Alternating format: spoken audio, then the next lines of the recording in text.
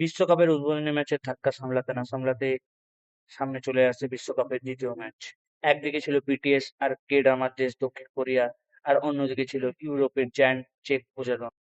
একদিকে ছিল world FIFA ranking এর 22 নম্বর দল দক্ষিণ কোরিয়া, আর অপরদিকে ছিল 43 নম্বর দল চেক প্রজাতন্ত্র। কালকের ম্যাচটা রীতিমতো ছিল দক্ষিণ কোরিয়ার স্পিড ভার্সেস চেক প্রজাতন্ত্রের পাওয়ার। আমরা সত্যি কথা বলতে কি, ভারতীয়রা এমনিতে কোরিয়ান সিরিজের প্রতি পাগল, আমরা কোরিয়ান সিরিজ প্রচুর পছন্দ করি। কিন্তু কালকে ফুটবল মাঠে কোরিয়ানরা যে ড্রামাটা দেখালো সেটা নেটফ্লিক্সের কোনো থ্রিলার সিরিজে পাওয়া যাবে না।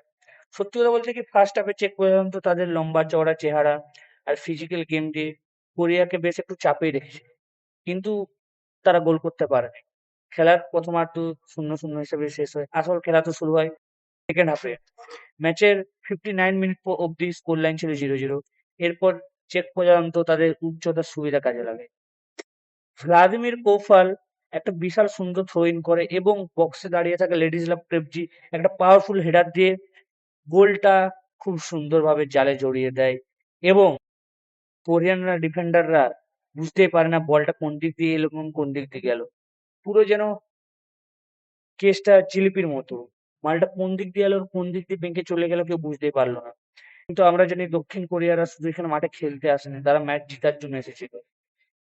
পিছিয়ে পড়ার পরেই তারা তাদের স্পিড গেম বাড়ানো শুরু করে এবং এর ঠিক 8 মিনিট পর 67 মিনিটে লি কাংহানের একটা সুন্দর পাস দারুণভাবে কন্ট্রোল করে কোরিয়ান স্টার প্লেয়ার ওয়াং ইন পেয়ং একটা সুন্দর গোল করে দেয় এবং স্কোর লাইন করে দেয় 1-1। সত্যি কথা বলতে কি, চেক গোলকিপার মাতেজ কোভার এই শটটা বুঝতেই পারেনি। সত্যি কথা বলতে কি, তার নাকের গলা দিয়ে গোলটা হয়ে গেছে।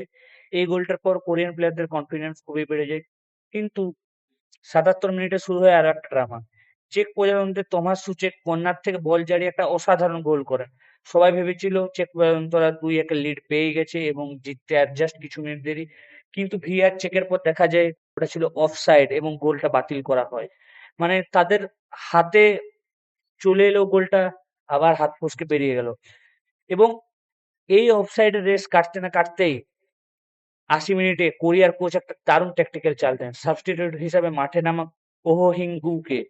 এবং মাঠে নামার কিছুক্ষণের মধ্যেই ওহো হিংগুম ওয়াং হিং পেয়মের বক্সের মধ্যে মাপা ক্রস থেকে একটা খুব সুন্দর গোল করে দক্ষিণ কোরিয়াকে 2-1 জিতিয়ে দেয়। এবং এখানে একটা সত্যি কথা এবং মজার খবর, ওং হিংগুং এর এই ম্যাচে জ্বর ছিল এবং জ্বর থাকার পরেও সে মাঠে খেলতে নেমেছে। পরে আর কি চেক পর্যন্ত জেতা প্রায় অসম্ভব হয়ে ওঠে, কিন্তু ম্যাচের একদম শেষে স্টপেজ টাইমে চেক পর্যন্ত পায় গোলটা শোধ করে দিচ্ছিল। চেক স্ট্রাইকার অ্যাডাম হোজেক আর থমাস চোরি দুজনেই বক্সে মারাত্মক চাপ সৃষ্টি করেছিল, কিন্তু কোরিয়ার গোলকিপার কিম সেঙ্গু অবিশ্বাস্য একটা রিফ্লেক্স করে গোলটি সেভ করে এবং 2-1 দক্ষিণ কোরিয়াকে জিততে সাহায্য করে।